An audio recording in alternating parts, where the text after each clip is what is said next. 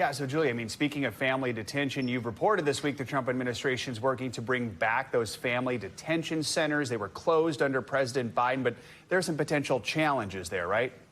Yeah, actually, Joe, some news here. As of last night, the first families are now sleeping in family detention centers. The first one to be officially opened is in Karnes, Texas. That's a family residential center that was in operation under the first Trump administration. We should point out the Obama administration was the first to use family detention. But the way it's being used now, Joe, is completely different. And that's where they could run into some of those legal challenges and logistical challenges. Previously, this was to hold families who had recently crossed the border before they were released with court dates. And by a court order, they could only be held for 20 days. Now we're talking about families who have been uprooted, people who were living in the United States, sending their children to school before they're deported to their home countries. So this is a very different population that you're dealing with, and it's unclear if they'll be able to deport them within that 20-day time frame that's mandated by the courts, and how they'll get access to legal counsel, and if they'll be able to appeal that decision before they're deported. Joe? So, Julia, is that some of what is different, like, this time around? Because it's not the first time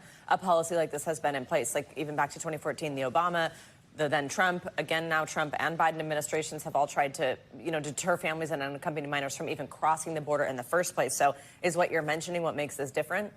Yeah, absolutely. In fact, some of my colleagues and I've been talking to people who work in facilities like this. And in the past, they said, we really felt like we were providing a humanitarian service to some of these people who had just crossed the border. They were coming in. Some of them were getting medical care for the first time that they had needed for a long time before they were sent out into the United States to pursue asylum claims. The population they're getting now is going to feel completely differently about the reason they're in detention. These are people, like we said, who were living their lives, who've been uprooted from the United States. Some of these children may have no memories of the countries they're about to be deported to, and families might not have any plans for how they're going to live their lives when they go back. And so it's a really different way to use detention. But those families that I'm told that were spending the night in Karnes, Texas last night, they are not recent border crossers, Savannah, which means they too have been arrested from the interior of the United States.